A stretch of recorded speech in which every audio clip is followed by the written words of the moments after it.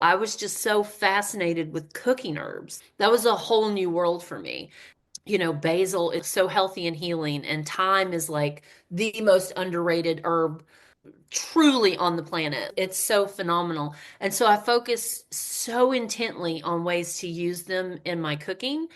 And she would be amazed. And she was like, I'm watching the swelling go down with every application of what you're telling me to do. This really is working. When Cylin was 17, it's the first time Cylin had antibiotics. The questions like, oh, what's she allergic to? Well, she's never really had medicine. What do you mean she's never had medicine? Well, she's never really had medicine. Like I don't know if she has an issue with antibiotics. And for people who don't know, tinctures are like really the most potent way to get herbs. If people don't want to change a lot about the way they live, but they just add spice to their salt, like that helps too. Like it all helps. It all builds up. It's layers on top of layers. Herbs can support us in so many ways. Whether you are looking to make healthier and more flavorful meals, strengthen your immune system, or find natural support for a chronic health condition, my guest, Ruth Shelton, believes there is an herb that can help.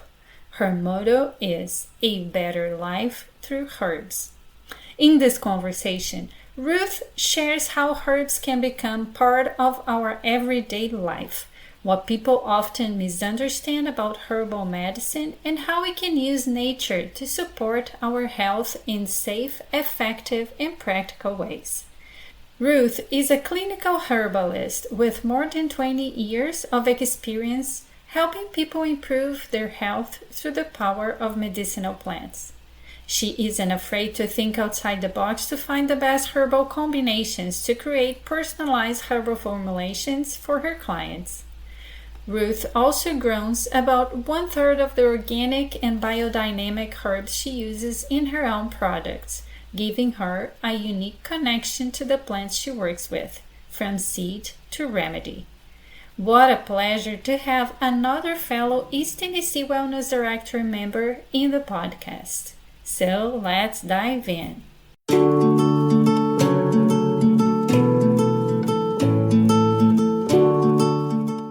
Welcome to Good is What Makes You Feel Well, Mama Terra's podcast. Each week, we will explore topics that impact your physical, mental, emotional, and spiritual health through inspiring transformation stories. Here, you will find practical guidance and actionable strategies to apply in your daily life. I'm your host, Ana Rezende, author, health coach, and speaker. I'm here to help you protect your energy, strengthen your well-being, and thrive through life's transitions. Speaking of life transitions, I would love for you to go to Amazon and check my book, Living Your Best Life in College, which I wrote as a guide for young adults transitioning from high school to college. If you are a student, a parent, a teacher, or someone who cares about well-being, this book might be a game changer. Now, let's dive in and discover all the different ways you can feel well. Vista transcende, levita.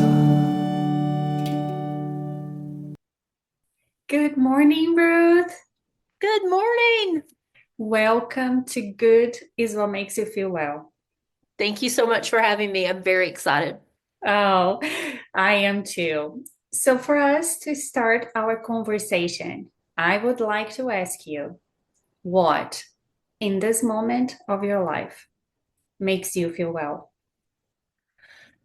That is a big question. So it's always plants, but right now, since it is the fall and everything is transforming, my favorite thing to do is to sit at my dining room table and watch all of the wildlife amongst my plants in the front yard. That's my Oh, favorite. I love that. And you do have such a beautiful yard, front and back, Thank you. and with so many herbs. It's amazing. Thank you. Thank Yeah. you. So now you know that this makes you feel well, right? Your Yes. plants, watching the wildlife, and sitting calmly on your porch or in your front yard.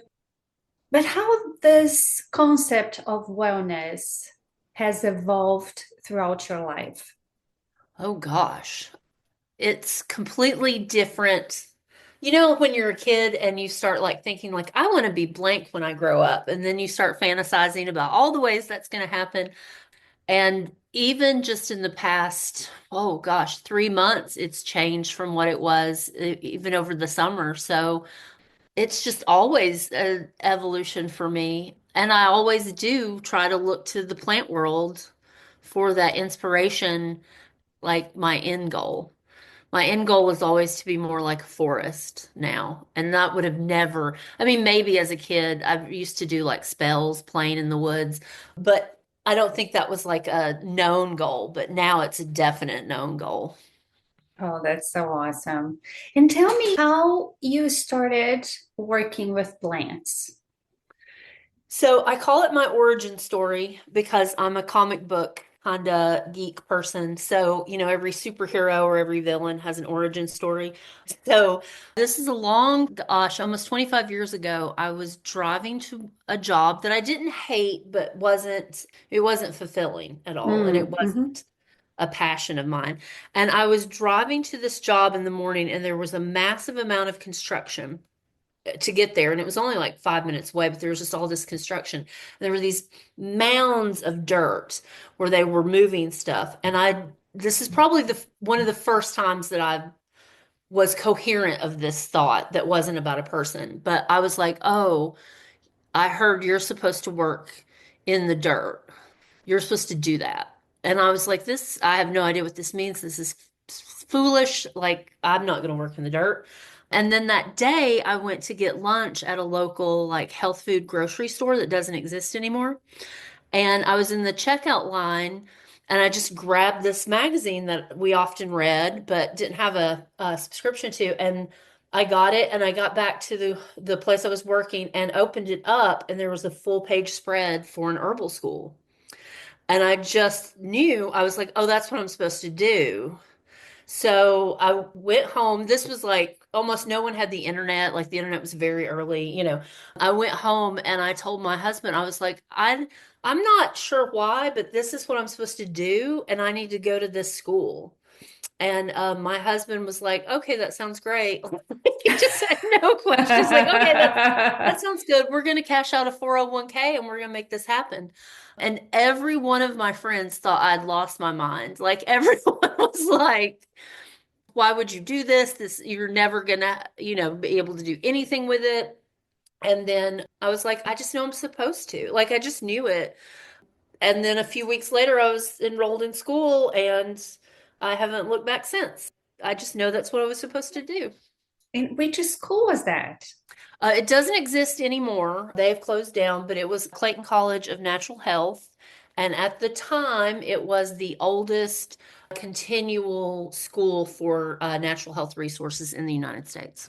Wow. Mhm. And was it a in-person No, training? no, it was all, like I said, this is kind of pre-internet. Everything was mailed in. So it was like a correspondence. All of my essays were mailed in, and so I would just have to wait and get them corrected.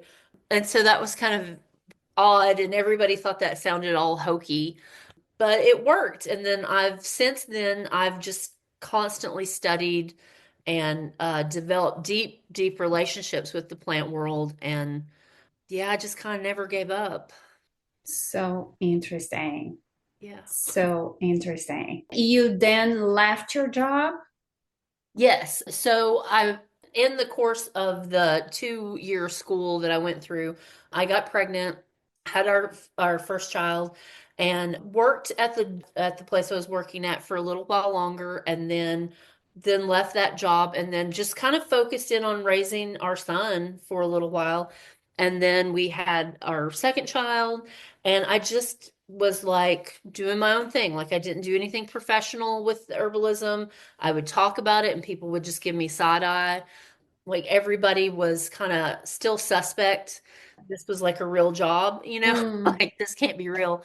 And then my dad saw like a PBS, one of their things when they were raising money. Dad saw a documentary on an herbalist, and I think it was Juliet DeBarclay, and he was like, "Oh, that's what you're gonna do." oh, that's cool. Like, and I was like, yeah, that's the whole plan. I would love to be like her. And then like he got it. And then just people started listening when I would say things. And I got like my first client. And then I went and worked at a local herb farm and I worked there for a while. And I was like, oh, I heard it's time for you to do this bigger. And then I heard the name, what I was supposed to name the business. It was all very distinctly downloaded. This is what you're supposed to do. I still had no idea, like how that was going to happen, but I just kept listening to what I was being told to do. And now here I am. Now I teach all over the Mid-South and I have clients and I sell products in different places and through my website and it's just expanded in ways I never could have completely seen at any time until now. So,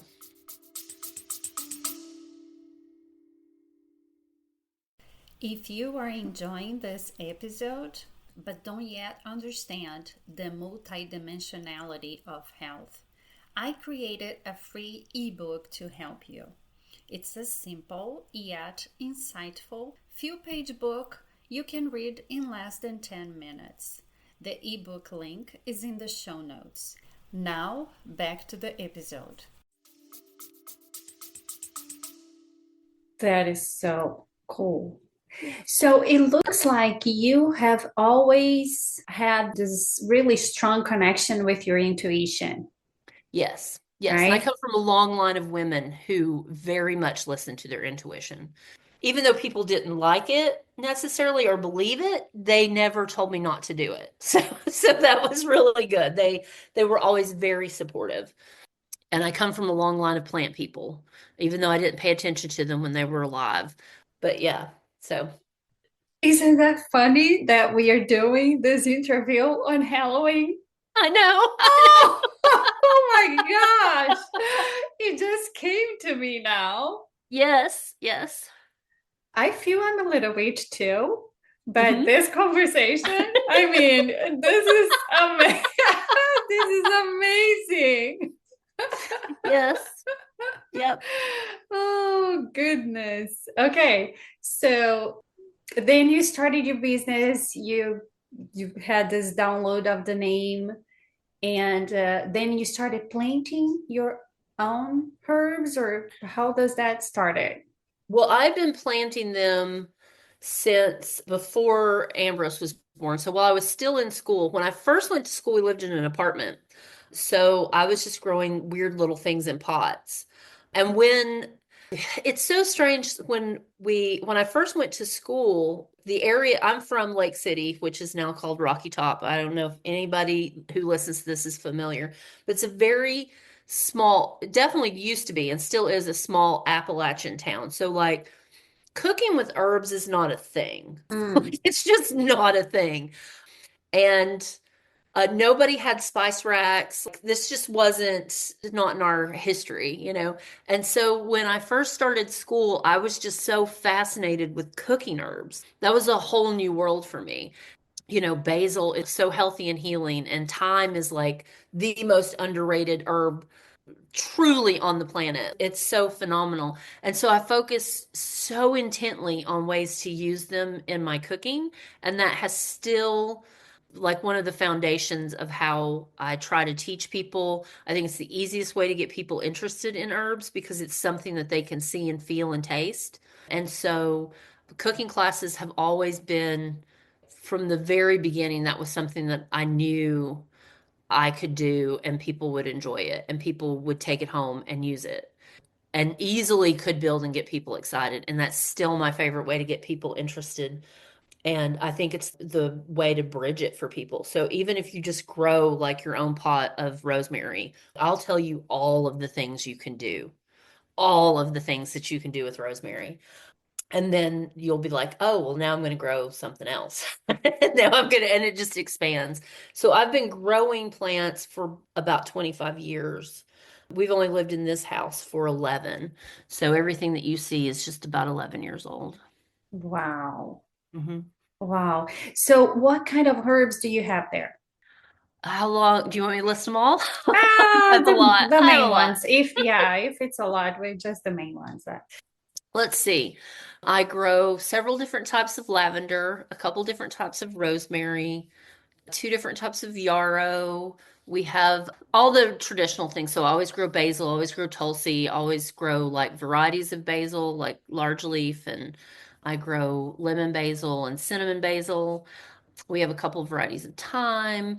I do, motherwort, lion's tail, spilanthes, beautyberry, elderberry, roses, chives, just so many. It's almost now to the almost like what don't I grow? Okay. Yeah, yeah. And That's I don't know, that's like the most fun is being tactile with them and harvesting them and smelling them, watching them, listening. uh-huh. Yeah. So then you cook with them and you still do your cooking classes. Yes, yes. I do classes on everything, but like one year I did an entire series. It was called Culinary Allies. And so every month we did one specific herb or spice that was considered just culinary. And I broke down everything about like the history from where it grows to where it was taken to all the myth about it and all of the medicine. And we sampled just so much food and shared recipes. That was just a really rewarding class because you could see people like, oh, big deal, it's just ginger. Oh, really? This is ginger, and Mm. people who'd never even tried or were experimental with food. Like I have one person who often takes my classes. She's like, I don't like to try new things unless you are making the new things. And Oh. then, and then she's like, I love all of the new things that we're trying. And then she goes home and she makes them and she tells people and shares recipes and I just think that's lovely. It is. Yeah. It is indeed. So do you grow ginger as well? I don't grow my own ginger. I use too much ginger to grow my own. I use it a lot, especially in the apothecary. But I mean, I could. I just don't really have the space because it grows a little differently and it has to be grown indoors here. So I don't really have a lot of space for it. I don't Uh, grow it or turmeric. I don't do any of my own rhizomes. I'll do roots and harvest the uh-huh. roots, but I don't do any rhizomes. Yeah. And I did not remember seeing a greenhouse. You grow them Yeah. all outside, or do you have a greenhouse? I do have a greenhouse. It's literally right next to the apothecary door that you walk right by it to get in. And it was Okay. here when we bought the house. And I What just laughed like a little kid, like just giggled so hard. it was supposed to be your place. Absolutely. We couldn't get into our house. The lockbox was acting weird when we looked at it. And so we were walking around and the kids, of course, they've always grown up around stuff. So they had like started eating stuff in the yard because they had lemon balm here already and thyme and they had scuppernongs in the back and the kids were like picking at it and eating it. And our realtor was like, "What are you doing?" I was like, "It's fine, it's edible." Before we got in the house, the kids were like, we should buy this place. Let's put in an offer. Let's buy this place. And when we got in, as we were looking at everything, I was like, check, check. Like everything was just checking off. And we came downstairs, and what is my apothecary? All of the shelves that you see in here were already in here. I just Wow. painted them. And I just started laughing. Like I was just laughing like a lunatic. I knew that the greenhouse was right outside. And so I opened the door to make sure it was where I thought it was. And I was like, yeah, we need to put in an offer like now. Now. It was the Oh, last day on the house was going to be on the market. It had been on the market for a year. No one had even put in an offer. When she went to put in the offer, their realtor was joking, like, well, we wanted you to put an offer. We just didn't think you would. And she was like, no, it's literally everything they wanted. So, wow. yeah. And what did they have there before? Well, the apothecary, he was a musician and taught music, and so he Oh, stored musical instruments on all of these shelves. I okay. know. And what And about the she liked greenhouse? to garden. So Okay. they did a lot of things that I wouldn't plant. Like they do a lot of, like we have Japanese knotweed because she planted it because it's a cool ornamental, but it's highly invasive. But it's also a really great medicine for Lyme's disease, but she planted it because it was ornamental. So they would plant things that necessarily I wouldn't have planted, but like I get to work with now. So Mm-hmm. yeah. That is so amazing. Yeah. I'm Oh like, I'm my probably the only goodness. person that would be like, oh, Japanese knotweed. I can use that. That's good. Oh gosh. Yeah. It is unbelievable. Yeah, isn't that amazing? I always like to say that because when we are in touch with our intuition and when we follow the signs or the nudges that the Mhm. universe is giving us, everything just happens. Yes. Oh, yeah. And if you don't follow them, it's not pretty. In my Yeah. experience, is not pretty. Yeah. Something like that has ever happened with you that you had that download and you didn't follow through? Oh, yeah. Oh, yeah. Probably the experience that is the most because it resulted in personal injury.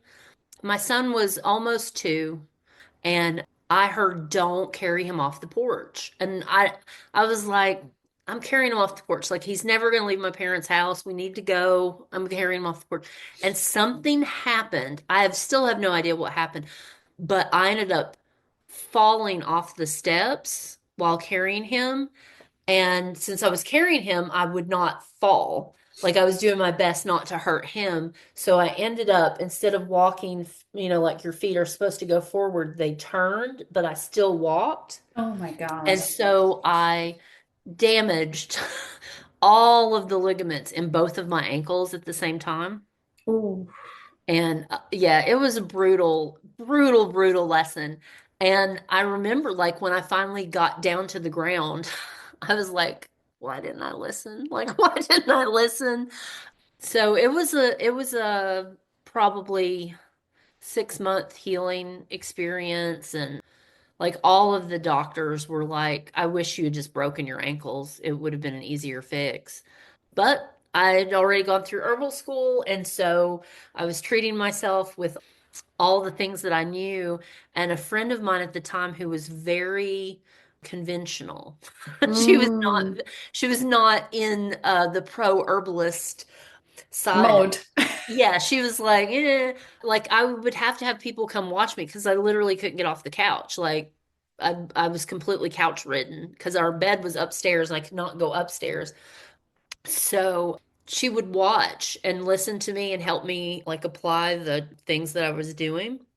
And she would be amazed. And she was like, I'm watching the swelling go down with every application of what you're telling me to do. This really is working. And I was like, Mm. yeah, this is really working. So that was kind of good. Like brought her to our side. So it was good. And you were able to experiment in yourself, which is I really experiment good, in right? myself and my family pretty much first and foremost. And I Uh-huh.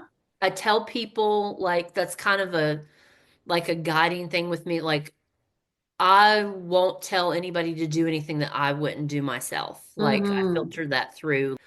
And I'm also very specific. If I'm like, no, you need to go to the doctor now, I'm not playing. Go to the doctor, get all of the tests. Let's get some answers. Don't mess around. And that's kind of off-putting. I think people are surprised. But I'm always like, I don't mess with electrical systems. Mm-hmm. They're very indelicate. And if you think there's something wrong with your brain or your heart, let's go get tests. Lots of tests. Lots Mm-hmm. of tests. And then Yeah. let's see what we've got going. Because there's just so many things that could go wrong suddenly with the electrical system in the body, and knowledge is good. More knowledge is good. Yeah. People usually have a hard time understanding how to tap into their intuition and how to actually differentiate their Yes. thoughts from hmm their intuition. So, would you mind giving us some tips? So my intuition has a very distinct voice that's not my voice. Mm. Um, and then each plant has very distinct voices too. So often the plants will talk to me You know how like sometimes when it's your parents telling you something or your best friend, you're like, oh, whatever, but a different voice you'll pay attention to? Mm-hmm. So sometimes my intuition I will disregard, but if it's coming from a plant, I never disregard it. Like I know, I like, yes, I will defer to them constantly. And like I say voice, but voice, it's implanted in my head, not in my ears, if that makes sense. Mm-hmm. Mm-hmm. So, and I don't know how I developed it. I just did it. And so I'm like the worst teacher for it because I just did it. Mm. And with my kids, theirs is different. Like my son, he will hear quotes that like randomly come up and tell him things to do. And Cyllin, my daughter, I think has a harder time sometimes tapping into intuition. So I'm awful at telling people how to do it because I just feel like it's second nature to me. Mm-hmm. And I feel like the more you do it, the easier it is. Mm. I agree with that. Yeah. Yeah, I just think it's easy. And for me, I don't know, like it's just the louder it is. Like I feel like the more you listen, the louder the intuition and the it sounds like I'm talking crazy. Like the voices just get louder, but they get more assured and self. I can tell when it's just an opinion as to when it's something higher because Mm. usually it's not something I would ever think myself. I see. Oh, that is a very good tip, though. Yeah. I remember during the pandemic, I was really mad, like just really mad. Like there were so many things going on and I was lamenting like I didn't ask for this. Why am I here? Why am I, and because it was hard like on all healthcare professionals during the pandemic, it was very hard. I don't like acute cases particularly, and I was dealing with a lot of really acute, not fun cases. Mm-hmm. Um, there was like one client we were talking and I made her laugh and she couldn't breathe and she was like, please, please don't make me laugh anymore. Like that hurts. And that just felt really heavy to me. Like that just Mm-hmm. like it just felt so heavy. And I was just complaining like I was in a specific room in the house. I was like, I asked for this, I hate this. I was like just being a little baby about it or whatever. And it got really quiet in my head. The house got really quiet and I heard like this crash. And I distinctly heard you did ask for this. You wanted to be here for all of this. So stop complaining. And I was like, yep. Like I shut up real fast and I was like, message received. I will stop complaining. And I, as a person, would have never thought that. Like Ruth Shelton would never be like, oh, you really wanted it. Like, because no, that's not the way my mind works. So I was like, okay, yeah. Thank you for reminding me. And I did. I just zipped it and just went on. I was like, yeah. Yeah, that is a very good example. So once in a conversation in the podcast, a guest of mine, he said for him, he finds it easier to distinguish the voices by thinking through the message. Mm. And he said, I ask myself, is it a loving message or it's not coming from love? Ooh. If it is coming from love, I know it's my intuition. I know it's related to source, to God, Hmm. because it's from love. But if it's not, I know it's my ego or my inferior self. Yeah. Oh, yeah. Yeah. Definitely. Intuition's not catty, you know. Yeah. Yeah, amazing. So I am so curious about your kids because then you raise them Hmm. knowing all this stuff and of course using all this stuff, right? How, Yes. yeah, how was it with them? It was interesting. So it's weird. Like Ambrose is my oldest, and I feel like he's the one who's most likely to listen, not to me in general, like normal advice, because he's the oldest, so he wants to prove his point. But for herbal stuff, he's like, yes, yes, mom, yes. Like he will do the herbs.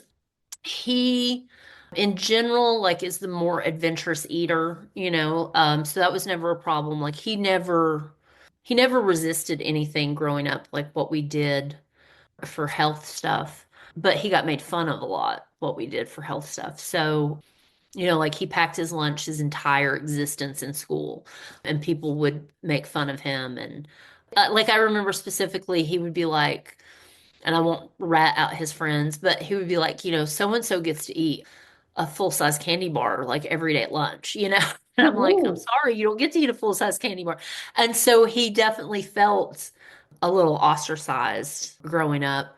Now he says that, like helped his character and is, like made him stronger and stuff. My daughter feeling ostracized is not good. Like Cylin, does not work well for her. She was also, as the youngest, I feel like her friends were different than Ambrose's friends. So I don't, I don't want to say she had more lead, but yeah, she did. Like her friends were just different, and the families of those friends were different than the families of Ambrose's friends. So he would always be mad, like Cylin would get more treats because Mm. the families would have more treats. So it was interesting. But now Cylin worked for me and with me for like 3 years, 3 summers. Cylin is the one who understands the business more and understands and has more of a connection to what plants can, should, and will do, and like follows her intuition Mm-hmm. with them. Whereas Ambrose is way more outdoorsy than Cylin is. Ambrose has very distinct allies, but doesn't have, I don't feel like he's as open. He doesn't hear as much from them as Cylin does. Mm-hmm. So, Mm. yeah, so Yeah, it's interesting. interesting. There's always differences between them. Yes. So you have always cooked with the herbs and they have always consumed. Oh, yes. And always taking tinctures, always taking syrups. We're big tea drinkers, like herbal tisane drinkers, and they've always liked tea. Yeah. I mean, it's just been their life forever. Uh-huh. When he was little, like his big treat was he wanted a spa bath, and it was just, a tub filled with herbs. And like, he's a 4-year-old kid. Like, can I have a spa bath? Wow. And so we would be like, yes, go pick your herbs and I'll draw your bath, sir. Like it, Oh but yeah, my gosh. so So cute. that was his world. But then at school, he would also like eat dandelion off the playground. And then, there would have to be like a meeting with me, like, why is your son eating these weeds? Well, let me explain what's going on. So yeah, it's been interesting raising them. It's been interesting. Yeah. And you've treated them with Mhm. herbs for like colds and Yeah, sore for throats and everything, like everything. When Cylin was, gosh, 17? 17 is the first time Cylin had antibiotics. 17 years old. 17, yeah. And so, Wow. yeah, it was a horrific thing that she finally got that she needed the antibiotics for. But, the questions like, oh, what's she allergic to? Well, she's never really had medicine. What do you mean she's never had medicine? Well, she's never really had medicine. Like I don't know if she has an issue with antibiotics, like because she just hadn't. Like, so that was interesting. Yeah, so that's the way they Ah, were. Yeah. that is so cool. That is so cool. Yeah. That is why I love talking about those topics Mhm. because, well, I unfortunately didn't have the chance to raise my kids that way. Mhm. My daughter, poor kid, she had repetitive ear infections and Oh. she was like in 5 different types of antibiotics back to back. And we finally found out that she had reflux and Hmm. that was causing the infection. So she had to get treatment for a whole year for the reflux and, not a very good situation. No. Oh, is she Yeah. better now? Is Oh everything better? yeah, no, no, she Okay, was good. fine. Once we treated her for the reflux, she never had an ear infection again for I think she had another one and she was 15 or 16. Hmm. But Yeah. she had a very good gap in between those occurrences. But What I want now is to, if I do have the blessing to be a grandma, to treat Yay. my grandkids that way, to raise them that way, and to tell people that it's possible Hmm. to live that way, because that is how we were supposed to be living anyway, since Yeah. forever, right? So, Yeah, and that's why like the food part is such a big deal because I just feel like it's an easy way to get just think it's an easy way to have medicine at your hand all the time. mhm. Just a little extra, little cushion. It's always good. Yeah, as a prevention, Yeah, yeah. absolutely. Yeah, and protective, like the stuff that you're exposed to constantly and consistently. And Mhm. it's funny because my daughter now, like she's away at school, it's her first year in college, and almost daily she's like, I miss your food. Miss your food. I miss your food. I miss your food. And I know my son does too, and like he's kind of a little cook in his grad school right now. But so it's just kind of like, yay. Yeah, it's a Yay. victory, right? Hmm. When Yeah, we yeah, yeah. finally get the message through, because Hmm. this is what we want as moms, Yes. is to for them to assimilate the Yes. message. Yeah, so Yeah, and important. value. It's been such a blessing that they value it and will tell me. You know, so many kids won't pay gratitude. So it's been nice. No, so happy for you. Mhm. That is awesome. So now tell me about the apothecary. So let people know what you have there and the uses, the many different uses that they can make of those things. Oh, okay. So the apothecary is my favorite place in the house. I stock I've recently downsized, but then taught a huge series on perimenopause. So then I upsized again with herbs that I had never carried or worked with before. So somewhere between 200 and 250 herbs are stocked in the apothecary. Whenever I open the apothecary, people are welcome to shop the bulk herbs. Because a lot of times people will have like a recipe for something and they'll literally need like a fourth of a cup. And Mm-hmm. no place in Knoxville has the amount of herbs that I have. And they're all organic, biodynamic, foraged, grown, like, you know, they're all really good stuff. I know how often they're restocked because I use them, so I restock them. I have a bunch of teas, like I make all my own tea blends. They're all my recipes. They're all bagged, which I think is different from most herbalists because I really want people to use them. And even myself as an herbalist, I will use a tea bag quicker than, blending it together. I hate tea balls, like they're just messy. So I like to make it accessible for people. I have a ton of tinctures. I don't even know how many tinctures I have in stock. And for people who don't know, tinctures are like really the most potent way to get herbs in their the most concentrated forms. And so there's a Is it lot a less. very concentrated kind of tea? Can Yes, we yes, say that? very concentrated, usually done with alcohol or apple cider vinegar or glycerin, and they last, depending on which one of those menstruums, they last for a very long time. So tincture pretty much will last indefinitely unless something happens to the tincture, like liquid gets in the tincture. Like if somebody were using it and drinking straight out and the spit would, like get in the tincture. So they last almost indefinitely. Real portable, so it's really easy to like carry around for travel. I have like spice blends and salts.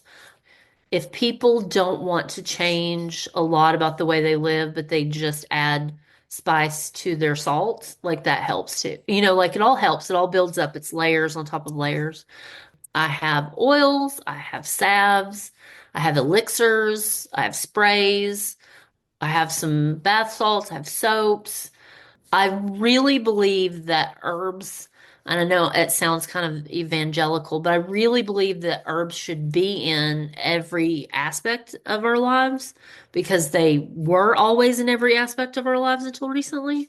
So, and I think we all have different, I guess, portals into that world, like things that will hook us. So people who like I can't tell you how many people are like, I don't like tea. I don't like tea. And I'm like, yes, you do. You just haven't found the tea that you like. Mm-hmm.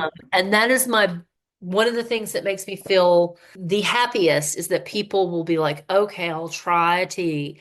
And then they'll come up and they'll be like, oh my God, I love tea now. Like you've made me a tea drinker. And that's Yeah, like the the one best you compliment. yeah, the one you had in our meetup, Yes, that yes. was delicious. Thank you. Thank you. Thank That you. is Yeah, I just a just think special that it's, blend. yeah, that was something I just made for the meeting. I don't even sell that. I just made that. It's the easiest way to experiment because it doesn't take a lot of plant material to make a lot of tea. And so people can just play around like I'll ask people like what flavors do you like? Because everybody thinks all tea tastes the same because black tea tastes the same, but that's just the smallest amount of the world of drinks. And everybody thinks you have to drink it hot or you have to drink it cold. I'm like, you can drink it however you want. Like there are specific tea blends that I like tepid. Like Mm-hmm. I will like boil them and let them like cool down till they're almost not quite cold, but like room Room temp, and that's the temperature. way I like it. So I think it gives people the most room, like whatever your, feelings are toward it, they're totally acceptable. So like turn it into a popsicle, put your tea in Jello. I don't care. Like play with it. Like get the tea in your system. Mm-hmm. Yeah. So Yeah. You said you have your own recipes and you prep your own tea blend. Do you yeah. dry your leaves? You dry your herbs and make them? Yes. So it's about a third of what I stock is mine. So I don't know if you can see, but I have things hanging up right now. Uh, so I have these hooks in my ceiling that I hang herbs from as I harvest. And then I do have dehydrators. Only certain things get dehydrated. I really like To the let them dry yeah, just do their own air. thing. Mm-hmm. I'm like real low key, so also like I like a weird tradition, so I like the idea of like just herbs hanging from the ceiling. Like that makes me happy. Like that Mm-hmm. aesthetic just makes me happy. So right now we have tarragon and lemon balm and basil, and then I have cleansing ones hanging that are all assorted too. But all spring, summer, and fall, I harvest weekly and hang them. Mm-hmm. And then you leave it So there.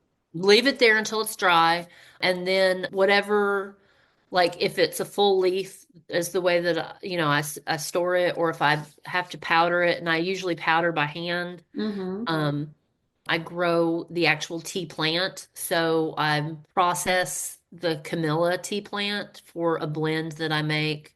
So it's more like a white tea Mm-hmm. because it's a low fermentation process. I like the hands-on. I like the creativity of that, and just mixing things together. I just created two new teas this week for a charity that I'm donating teas to. That I just they just come to me. So I was like, oh yeah, this would be good for this charity. So I'll just make this. So this is how it works. I know.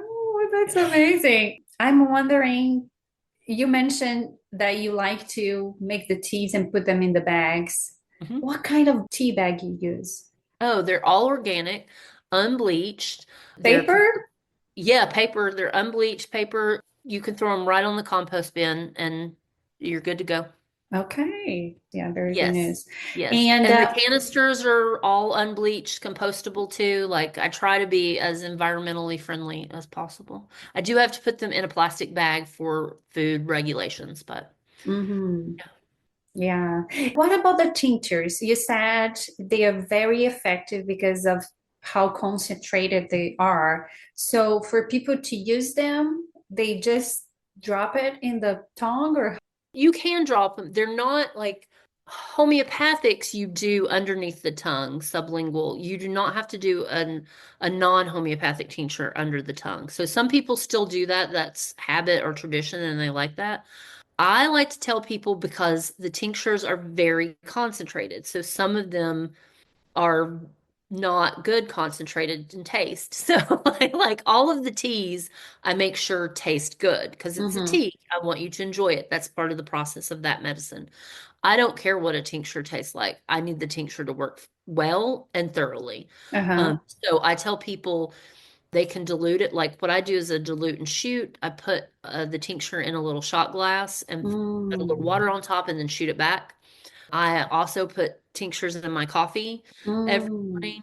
It's a really good way. Any, like people do it in their tea, people put it in their water. My husband puts all of his in a water bottle and Mm-hmm. then just sips on them all day and just Mm-hmm. make sure that he drinks that water bottle. My mom, she takes a lot of anti-inflammatory tinctures and they're kind of zesty. So she puts them on a cracker and eats the Mm-hmm. cracker. Okay. So the sky's the limit on how you do Okay. it. People will put their tinctures and make like put it in their morning yogurt. Like it just kind of It can be depends. Like, soups. yeah, soups. People put it in dressings. Okay. Whatever you'll do to take it. That's the Mm-hmm. key. You just Okay. need to take it. It's not about dilution. You know how people be like, well, you have to have like a concentrated dose of that cough syrup or something. Don't dilute it. Don't drink too much water. That's No. not the way Yeah. the herbs It's super work. easy. Yeah. Then it's one drop, two drops because it's really concentrated, Well, it right? kind of depends. Standard dose is usually 30 drops of a tincture, just in Okay. general. And that's less than a fourth of a teaspoon. So, I mean, Mm. it's tiny. Mm-hmm. Um, but depending on the person, depending on the herb that they're taking, I have people who sometimes take like 90 to 120 drops, and people they're like, that's a, like huge dose. That's still under a teaspoon of medicine. That's really not a huge dose. It's just that number sounds really high. But we all run and process differently, and Mm-hmm. our issues that we're trying to, I don't want to say fix, but move run differently too. So sometimes people need really high potency, and sometimes they need high potency for a really small amount of time. So Mm-hmm. it's just very individual. You're a mom, like when kids don't feel well, they suddenly do not feel well. Like it moves in their system really at Fast. high speed. And then when they feel good, they feel really dang good really fast. And you're like, you were just sick an hour ago. What's happened? Like they just process things at their own time. So, Hmm. As you mentioned that, what kind of symptoms or what kind of conditions have you had success? Because I know you can work with variety of things, but that you have like really good success oh treating. gosh, I'm really good at treating inflammation. Mm. That's what I started out, like people who had inflammation. So inflammation is, I feel very confident on that. I have a lot of clients who came to me with OA or RA in the beginning, and so I feel really good with that. I get people pregnant a lot. Like that's one of my weird things, is I'm always like, "Are you sure you want to get pregnant? Like, really make sure, like, you really want it," because I have a really good success rate with pregnancies. Um, Wow. Woman who she tells the story, so she won't mind. She's young, she's like 35, and they were like, "You're already, like menopausal." She'd had she had successfully had two children, but she'd had lost many, many. And she didn't have time for a full intake. I didn't have time for a full. I'm like, I'm just going to give you these things, and then when your schedule allows, we'll get together. I'm just like keeping you at bay, basically. And so she took the tinctures for, I don't know, 3 months, maybe 4 months. And she scared me. She had gone to see her OBGYN and she said, I need to see you. I'm worried. They need me to come in, and I'm like, oh, this is horrible news. I was just frantic. And she was like, can I come by on Sunday? I don't work on Sunday. I was like, yes, come by on Sunday. Like I was so panicked. And she came in to give me a celebratory bag that she was pregnant. Wow. And she was like, you did this to me. And I was like, oh, I hope you're happy. I hope you're very happy. So that's my most recent baby. I don't know. There's just a lot of things. It just kind of depends. But a lot of It also cases of depends on the person, like inflammation. how much they're going to actually do. Hmm. Like how people sometimes expect herbs to be miracles. And a lot of times, depending on the issue, like perimenopause takes a long time for herbs to get in your system and balance things out. People get impatient and they don't want to do it longer. That's not my fault. That's not the herb's fault. Like that's just the way it works. You have to do it longer. So it just kind of depends. But there is this like symptoms of perimenopause, Oh yeah, so many symptoms. fertility, then Yeah, inflammation, all fertility. kinds of inflammation, like chronic inflammation, arthritis, Yes, all the yes. things. There's just so many things. Like there's just so many types of symptoms. And I look at it as people, so it's hard for me to like what they're, Okay, you know what I mean? I Like it's the see. people. Exactly. So when we do a consult, like people will like to ask like what herb is good for blank. And I'm like, that I need you to be more specific. Like that's not the way herbs work. Like how Okay. does It this work depends on for the person. yes. So like take anxiety. I see anxiety cases a lot. So your anxiety is not going to show up the way my anxiety shows up, most Hmm. likely. So my anxiety presents in frustration and anger, not in traditional anxiety, right? Like I'm just going to get real pissed off when I'm anxious. People would think that I'm just being, kind of a pill, like, God, what's wrong with her? I like am trying to control something and I can't control it and it's making me very, very angry. That type of anxiety has very specific herbs for it, but it's Mm. still anxiety, but it's Hmm. the way it's presenting and the way I'm presenting it that needs to be addressed. I don't need to take something that I don't need to take something that lowers my blood pressure or I might need to, but you know what I mean? Like you have to look at Hmm. the way that shows up. There's a huge variety of herbs for that. Whereas like my daughter's anxiety, she gets really quiet and becomes like the ideal human. Like everyone, when she's anxious, thinks she's so calm and amazing. And I'm like, she's losing her mind. And this is how she's controlling the Mm. narrative. So her herbs for anxiety are completely different. She very much cares how people view her when she's anxious. I could care less because I'm losing it. Like it's a very different Hmm. mentality. So it's very personal.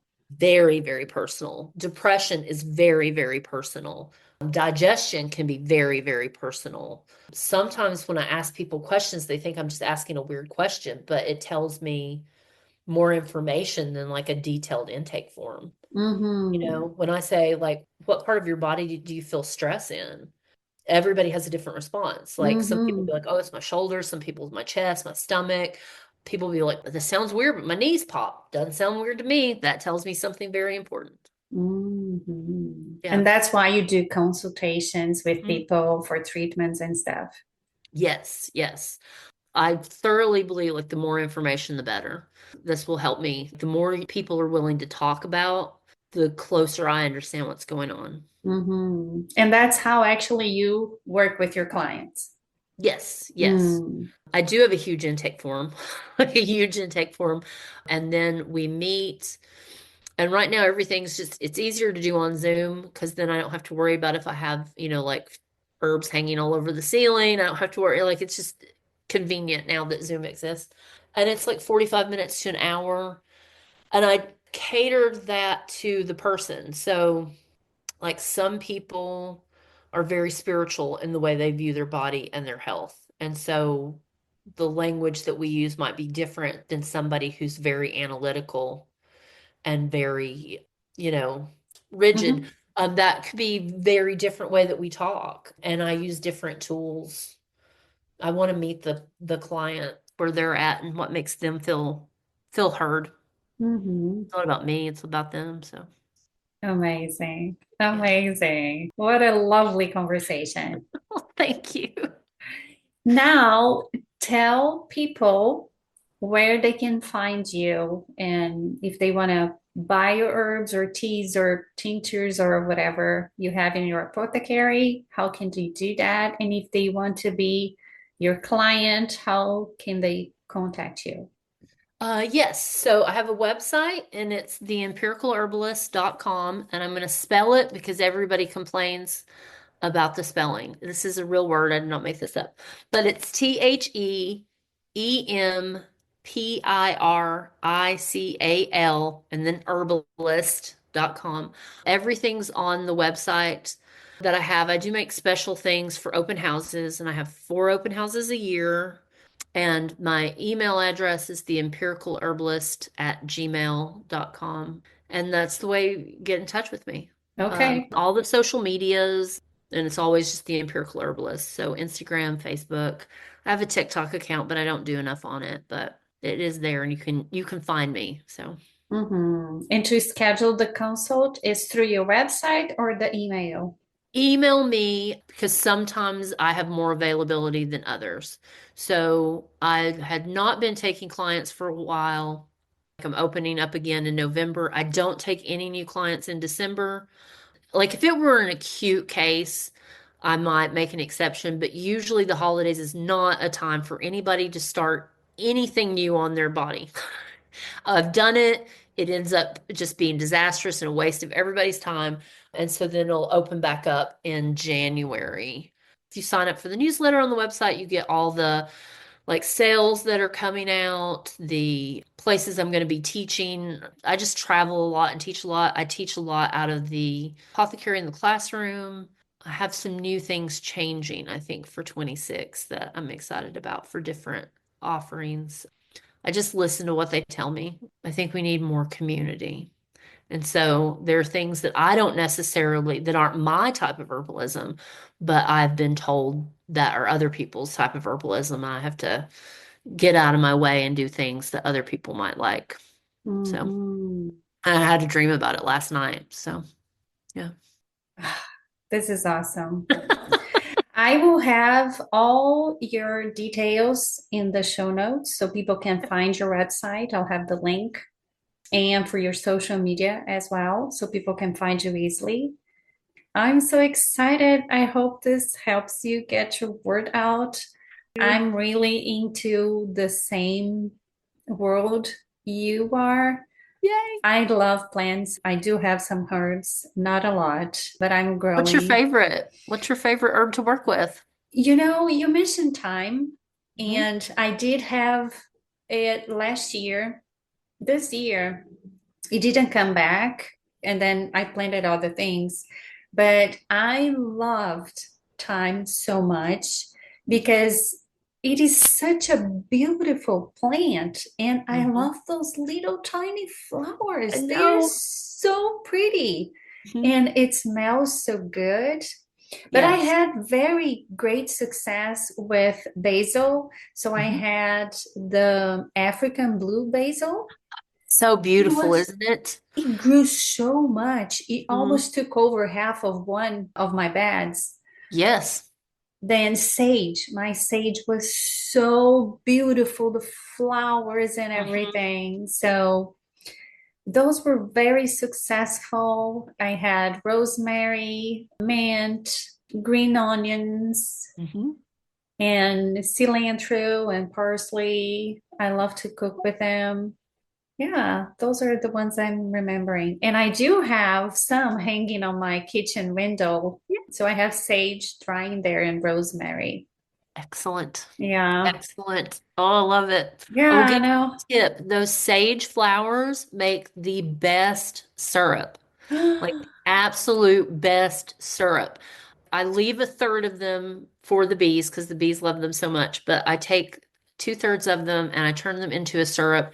That's a great cough syrup, but it's such a good food syrup. And you're gonna Mm. think this sounds weird, but mix with, I don't know if you eat cornbread or eat a lot of, like I love cornbread because I'm from here. Sage syrup on cornbread is Mm. just amazing. Just amazing. Yeah, and it's weird just because I don't know what else I can do with sage Mhm. because I don't eat meat. And I know it's great for meat, pork Mhm. and turkey, right? Right. I don't know how to use it that much in Oh. culinary. Sage and grains are just a match made in heaven. So whatever grain you eat, Oh, sage is fantastic with. So if it's rice or quinoa or farro, just absolutely fantastic. just mash the dry leaf. Yes, yeah, just a little crumble. It's Uh-huh. fantastic. Sage is a fantastic tea. Okay, so sage is a member of the mint family. So whatever you would use mint with, think that for sage. Okay. Even So, for water, if yeah, I oh, want to infuse my fantastic for water. water. Absolutely fantastic for water. Sage, culinary sage, That is my go-to for when women first start the beginnings of perimenopause because it's very cooling. It's fantastic to lower the temperature in your body, helps vasodilation. It's just fantastic and super easy. Like literally whatever you would use mint for. So people look at me like, what? If you like vanilla ice cream, sage is a great friend in vanilla ice cream. Sage Mm, is a great friend with chocolate. Sage is a great friend in mild amounts with apples. Roasted apples, apple pie, a little bit of sage, a little bit of thyme with all of those sweet herbs that you would normally use, like cinnamon and cardamom, nutmeg. It just brings it to a whole other level. It's wow. fantastic. I like to blend sage with fennel, particularly if it's a meatless dish, because it will trick people who like meat into thinking that they're eating meat. Wow. Like this is a great season right now. So roasted butternut squash with sage, Oh. fantastic. Fantastic. Infuse a vinegar with your sage, and that can be a dressing for everything. With a little maple syrup, you're good to go. Just fresh leaves then. Yeah, absolutely. Yeah. Oh, I So this gotcha. is what I get so excited, like the all the playing, like all the playing you can do with these herbs. Yes. Oh, thank you so much because Oh, yeah, you're I was welcome. struggling with it. And I had so much this year. Yes. It grew a big, huge bush. So I gave it out to like lots of people because Yeah. I didn't know what to do with it. Oh, yeah. So, like, I could send you just so many ideas. It's great to dry and burn it. All sages Yes. are purifying, so using it to burn things in place of white sage or Peruvian sage, it's great. It's fantastic massage oil because it's very Mm. anti-inflammatory. It's a disinfectant, so you could powder it and add it to things like for athletes' foot, like so many ways to use it. Oh, thank you so much. Thank you And so much for the tips. you're welcome. Think corn. Like it's fantastic on popcorn. If you eat popcorn, sprinkle a little sage, Oh, it's fantastic. Yeah. that is a very good idea too. It's so, so good. So, like, really. Okay. I'm sorry. I can just go on and I'm on. not taking my plan out. I'll leave it there to see if Yes, it leave will it. come back next Leave spring it. Yeah, and it should. It should absolutely. Sage is really resilient and doesn't it have is like, super resilient yeah. because Rosemary, mine yeah. survived from Sage is last good. year. Yeah, it should. And sage usually stays like a good 6 year span is about how many most sage plants, and sometimes longer. But when people get upset and they're like, "Oh, my sage died," I'm like, "It's about 7 years old.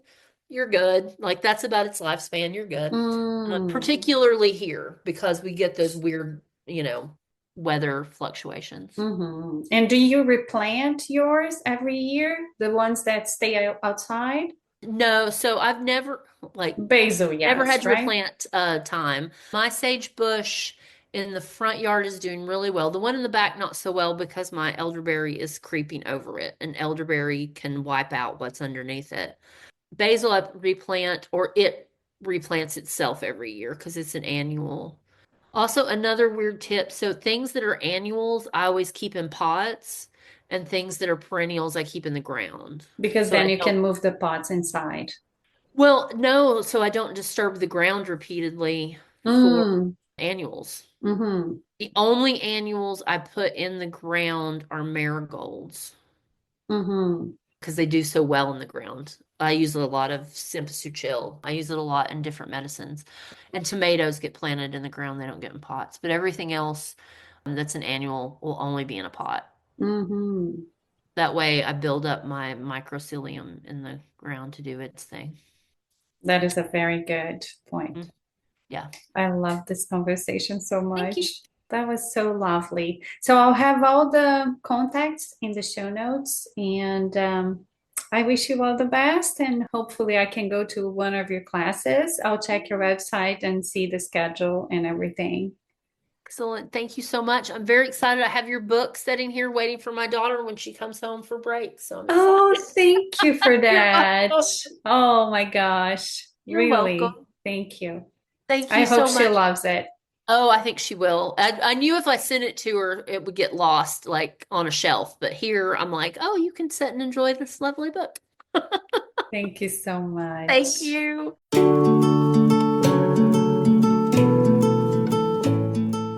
Thank you so much for listening. If you enjoyed this episode but don't know where your health stands right now or how to start your wellness journey, I've created a free wellness quiz to help you. It will take you 2 minutes to find out where you are and how to start. The quiz link is in the show notes. See you in the next episode. Until then, remember, good is what makes you feel well.